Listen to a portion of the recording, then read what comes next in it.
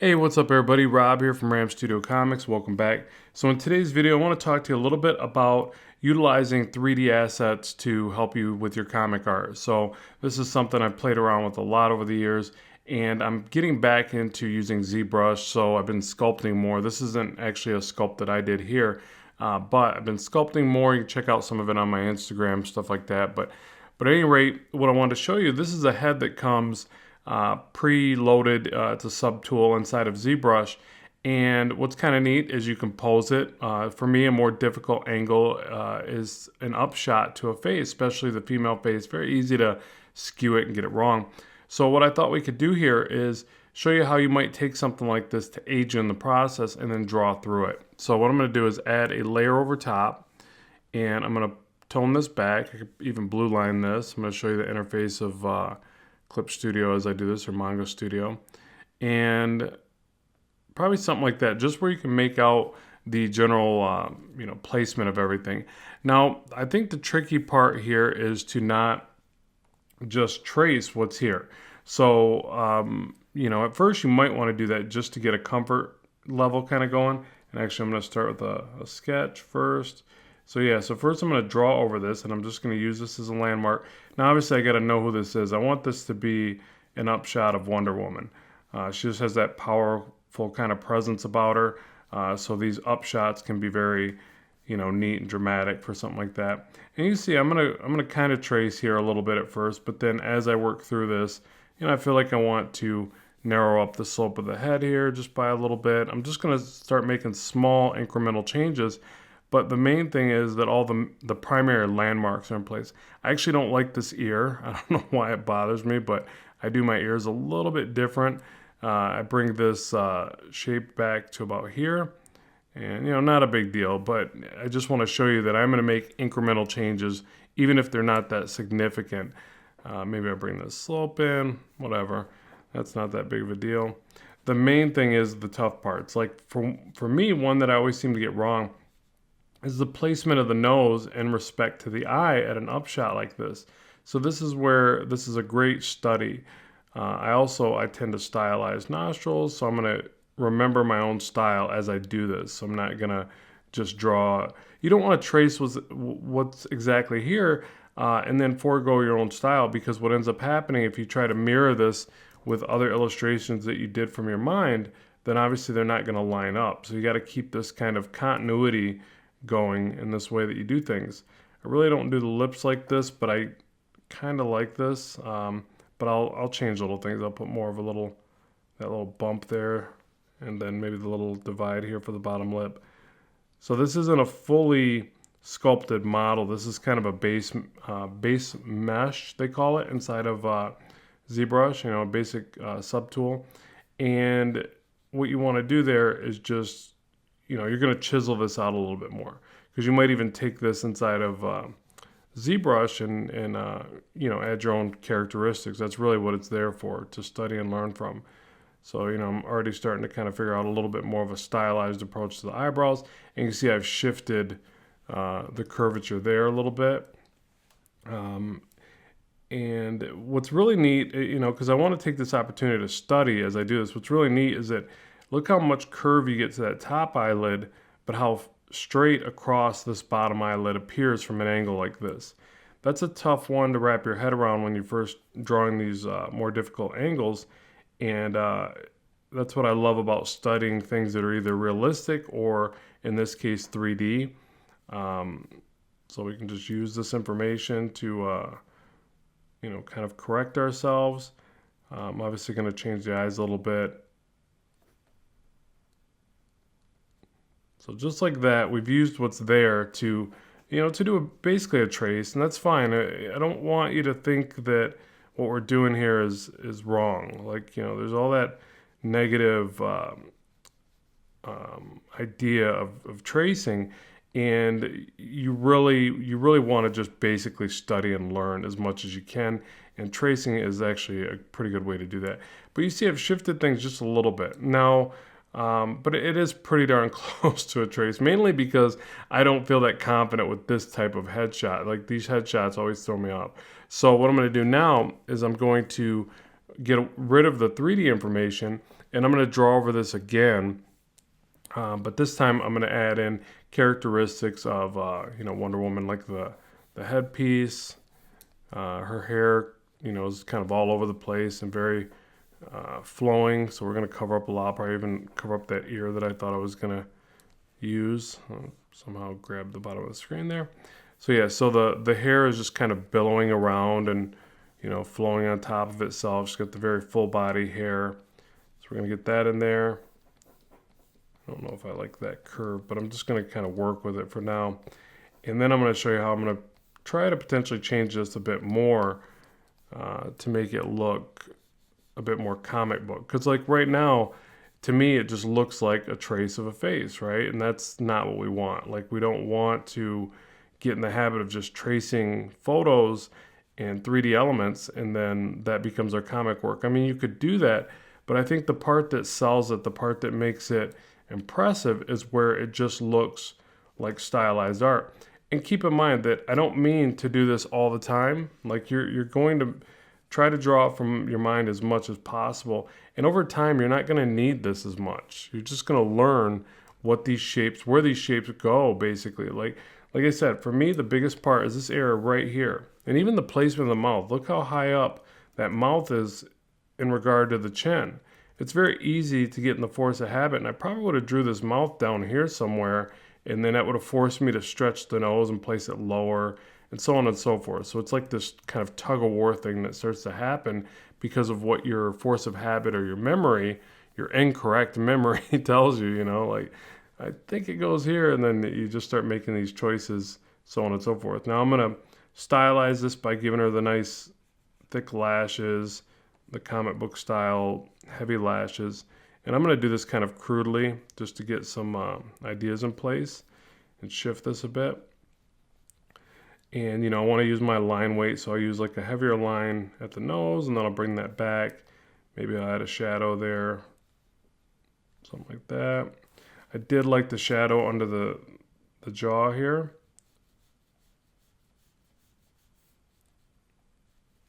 So I'll add that in.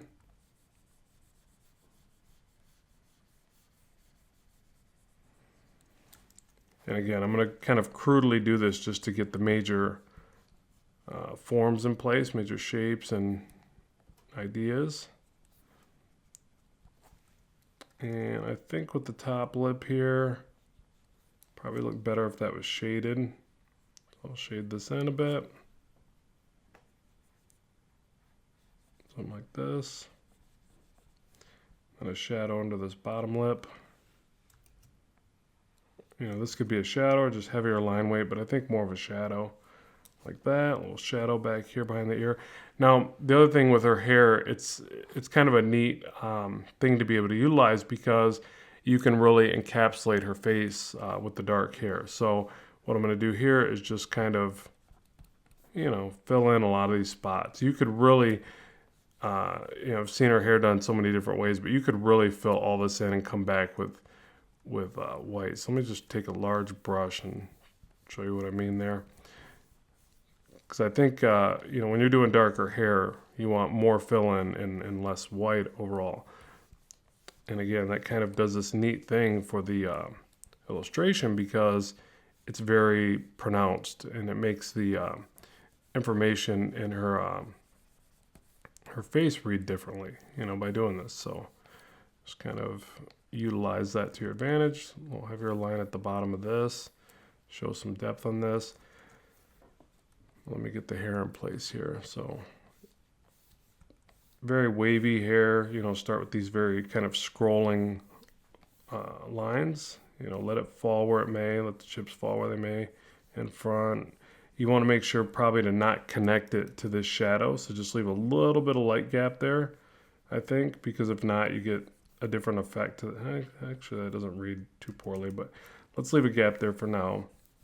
But again, fill a lot of this in. I can always come back and fix it with whiteout.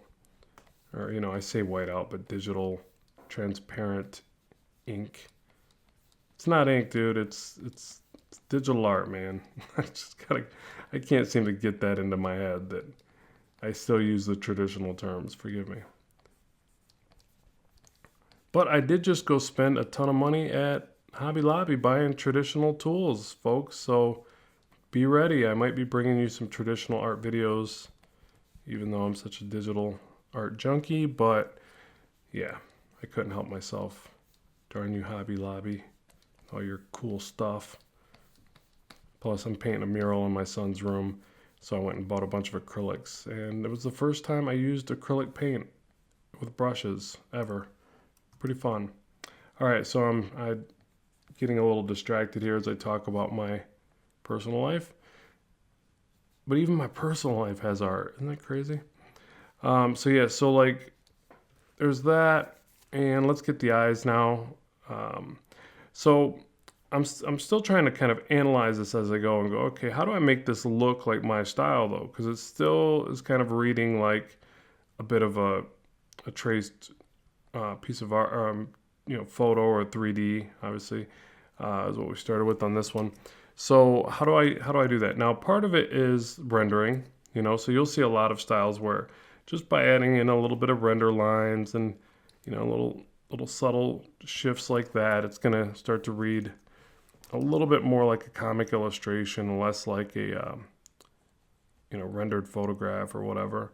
So, I mean, I can use that as well.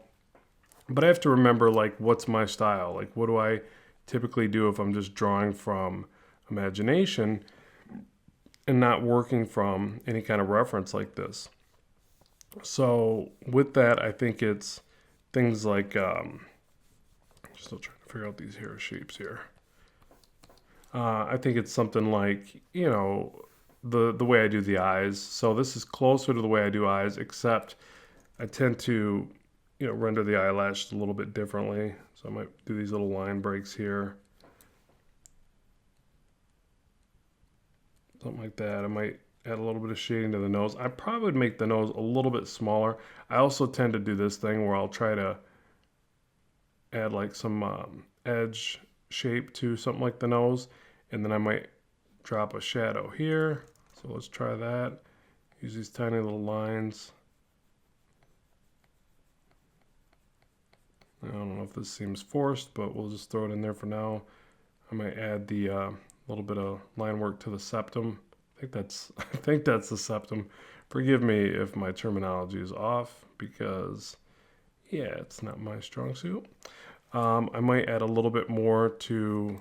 I just picture like Wonder Woman having that, real defined cheekbone. So maybe I add a couple lines like this. Let's kind of flatten it out, maybe the other way. This is a tough series of lines to add. I don't know if I like any of those, but I'm going to throw them in anyways, just like this for now. And then maybe as I do one more pass, I might eliminate them. I also tend to detail a little bit, like stuff like this. I don't know why, I just had like little lines here and there. So again, I'm trying to remember what I would do if I didn't have reference in front of me. So that's kind of the point I want to make, that it's very easy to utilize the reference, and then all of a sudden you just start drawing differently. And that's the only thing I would say to be careful of, unless you're just going to use this for studying, then anything goes. But if you're trying to implement this into your comic work and make it match, and again, have that continuity, you're going to have to think about, what choices would you make if you weren't using reference. So let's say something like this. And again, I need to get a little bit more rendering in here, stuff like that. So just like that, I've got something to work from. And what it is like, to me, it's a little bit more of a hybrid, obviously, of the two, but it allows me to know what this pose would look like. Now I could just take this and do another redraw off to the side, and then I know it's going to be my style, but I'm still going to have the landmarks that I needed to make it work better. So let me do this. Let me kick it into time lapse. Let me draw over this and try to refine it. I'll go ahead and basically ink it. So I'm going to blue line it, ink over top, and I'll show you how I would give it one more pass. Actually, oh, you know what? I almost forgot. I want to add those little chromy kind of reflective properties to the tiara here as well. So yeah, I'll go ahead and ink this and refine it and show you what we come up with. So with that, let's move on.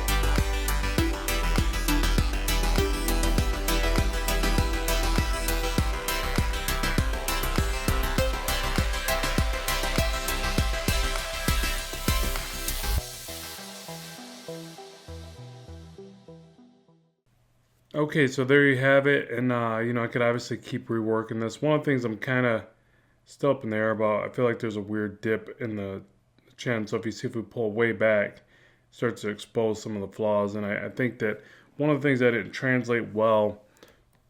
Let me just kind of adjust this real quick, see if I can fix it. Not by adding more lines though, by taking some away. I'll bring this dip back.